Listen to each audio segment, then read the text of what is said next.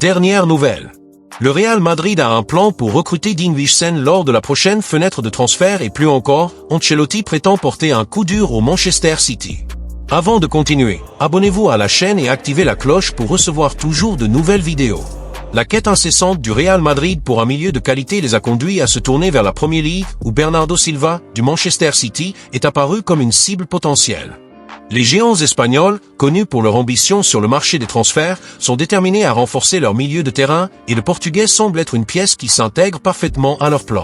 Selon un rapport du Real Madrid Confidential, le club envisage Bernardo Silva comme partie de sa stratégie pour renforcer les options au milieu de terrain. Cet intérêt survient à un moment où le Real Madrid cherche à maintenir sa compétitivité à domicile et en Europe, et la Premier League, avec son vaste talent, est devenue un terrain de chasse prometteur pour les Merengues. Le Real Madrid a une longue tradition de recherche de joueurs de football de premier plan à travers le monde, et maintenant l'Angleterre semble être au centre de son attention.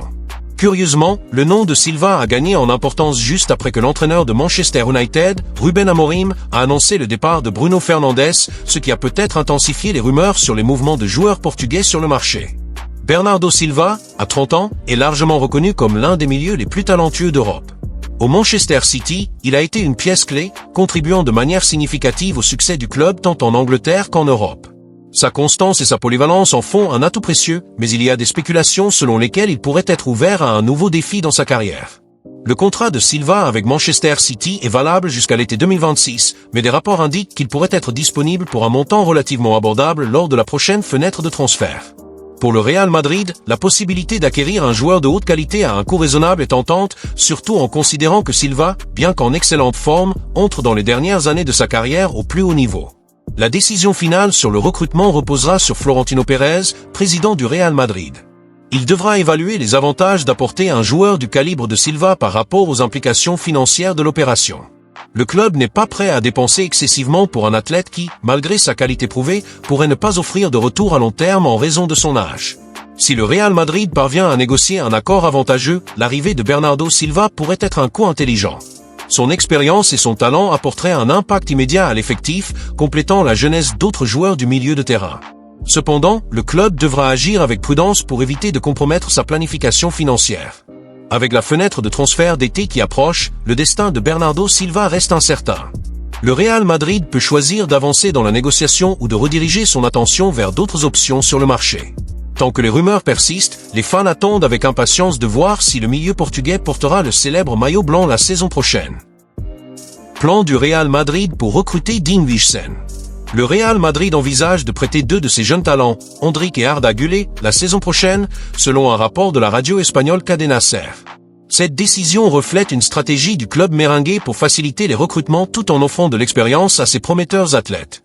Bien que ces deux joueurs possèdent des qualités, ils rencontrent des difficultés à se tailler une place dans l'équipe première, ce qui rend le prêt une option attrayante. La principale cible derrière ce mouvement est Dean Huijsen, un défenseur espagnol de 19 ans qui joue actuellement pour Bournemouth, en Angleterre. Le jeune défenseur, également dans le viseur du Barcelone, est considéré comme une pépite par le Real Madrid. Selon Cadena Ser, le club merengue prévoit d'inclure Endrick ou Güler dans un accord de prêt avec Bournemouth dans le cadre de la négociation pour Huijsen. En coulisses, l'intérêt du club anglais pour les deux jeunes du Real Madrid augmente les chances d'un dénouement positif. Dean Huijsen a déjà obtenu l'approbation totale de la direction et du staff technique du Real Madrid. Mesurant 1,97 m, l'Espagnol impressionne non seulement par sa stature, mais aussi par son potentiel technique et physique. Florentino Pérez, président du club, voit en lui une future star pour la défense merengue, ce qui renforce la détermination du Real Madrid à assurer son recrutement le plus tôt possible. L'aspect financier est un point crucial dans la négociation. Florentino Pérez est connu pour éviter les enchères sur le marché des transferts, surtout face à la concurrence de clubs riches de la Premier League, comme Liverpool, qui s'intéresse également à Huijsen. En offrant Endrick ou Güler en prêt, le Real Madrid cherche à garantir la priorité dans la négociation avec Bournemouth, réduisant le coût du transfert et évitant la compétition gonflée d'autres géants européens. Un prêt en Premier League pourrait être une opportunité précieuse pour les deux jeunes. Endrick, remplaçant de Kylian Mbappé à l'attaque, fait face à une forte concurrence dans l'effectif et pourrait obtenir des minutes importantes dans un autre club.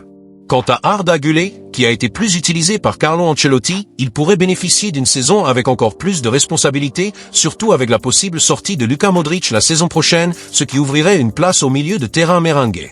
La possible négociation impliquant Endrick, Gullit et Wijsen reflète la vision stratégique du Real Madrid, équilibrer le développement de ses jeunes talents avec l'acquisition de promesses pour l'avenir.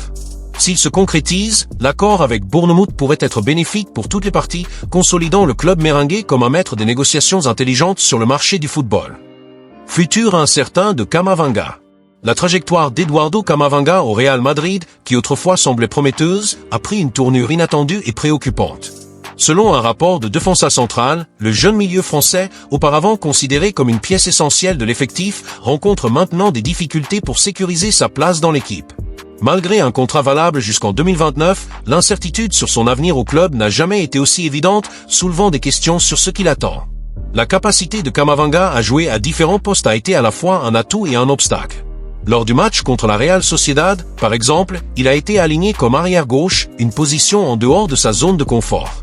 Sa performance, cependant, a été décevante, il a eu du mal à neutraliser Takefusa Kubo et a été remplacé après une seconde mi-temps frustrante, marquée par un carton jaune.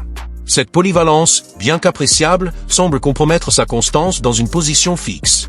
Un autre facteur qui a nui à Camavinga cette saison est le nombre récurrent de blessures musculaires. Ces problèmes physiques ont interrompu son développement depuis le début de la campagne. Un incident marquant s'est produit avant la finale de la Supercoupe d'Europe contre l'Atalanta, lorsqu'une collision accidentelle avec son coéquipier Aurélien Tchouaméni à l'entraînement l'a éloigné des terrains. Ces interruptions fréquentes ont sapé sa confiance et sa régularité dans l'effectif. Le milieu de terrain du Real Madrid a toujours été un terrain sacré, un espace où seuls les meilleurs des meilleurs parviennent à laisser leur marque. Pour Eduardo Camavinga, ce secteur du terrain, qui a été le théâtre de performances mémorables de légendes comme Zinedine Zidane, Xavi Alonso, plus récemment Luka Modric, est devenu un champ de bataille impitoyable.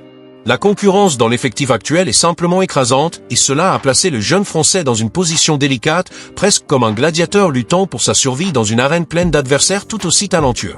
Il ne s'agit pas seulement de talent brut, mais de constance, d'adaptation, dans de nombreux cas, d'une touche de chance, quelque chose qui semble manquer à Camavinga cette saison. À commencer par Luka Modric, le vétéran croate de 39 ans qui défie le temps avec une élégance presque surnaturelle. Malgré son âge avancé, Modric reste une référence technique et tactique, un maestro qui dicte le rythme des matchs avec des passes précises et une vision du jeu que peu au monde peuvent égaler.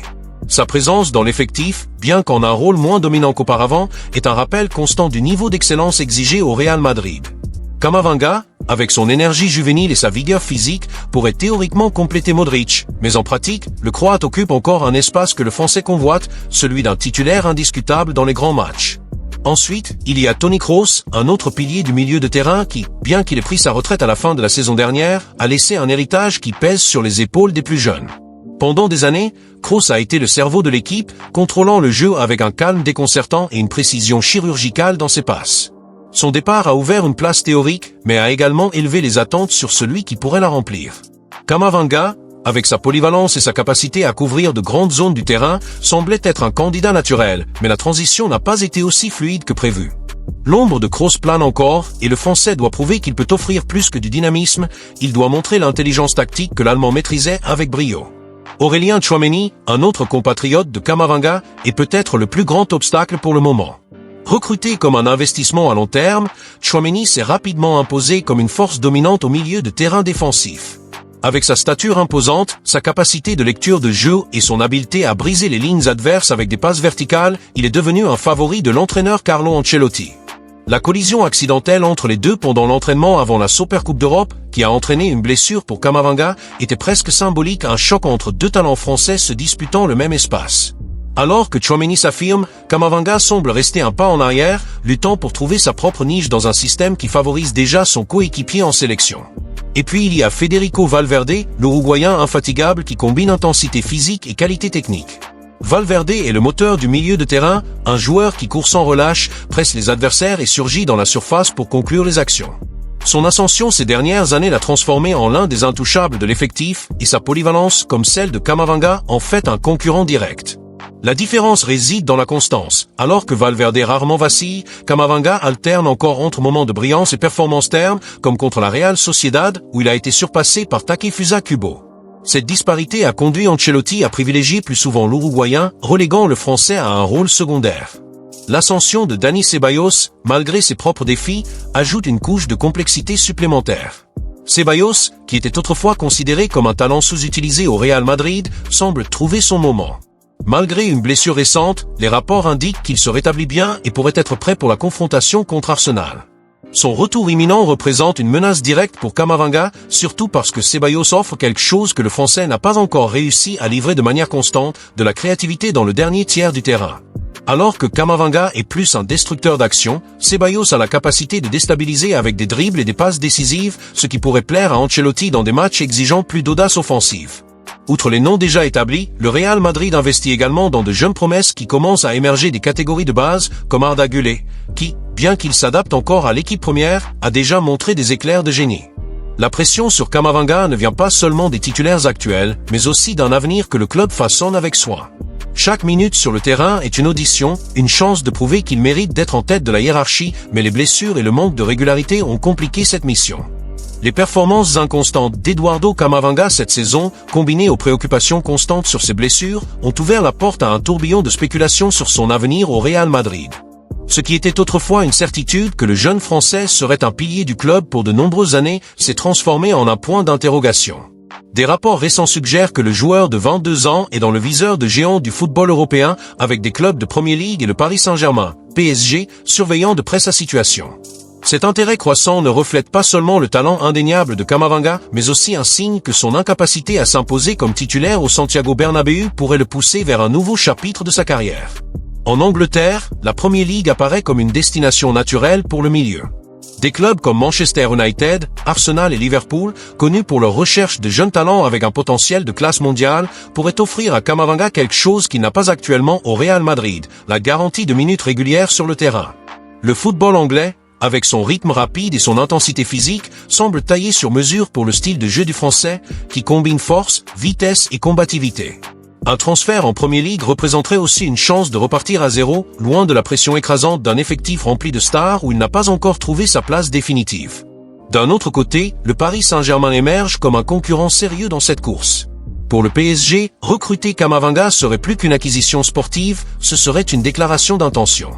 Le club parisien a investi lourdement dans des talents français ces dernières années, comme Kylian Mbappé, maintenant au Real Madrid, et Warren Zaïre-Emery, et rapatrier Camavinga, né en Angola mais grandi en France, s'inscrirait parfaitement dans cette stratégie. De plus, le PSG pourrait lui offrir un rôle central au milieu de terrain, quelque chose que le Real Madrid, avec sa concurrence féroce, n'a pas réussi à lui fournir. La proximité avec son pays natal et la chance de jouer aux côtés d'autres jeunes prodiges français pourraient être des facteurs décisifs si l'intérêt se concrétise par une offre officielle. Cependant, ces spéculations révèlent aussi les doutes croissants au sein même du Real Madrid. Les fans, qui l'avaient initialement accueilli comme une pépite brute prête à être polie, commencent à se demander s'il atteindra le niveau attendu dans un club aussi exigeant. Sa polyvalence, bien qu'un atout, a été utilisée contre lui, avec des alignements en position comme arrière-gauche qui n'exploitent pas pleinement ses qualités de milieu dynamique.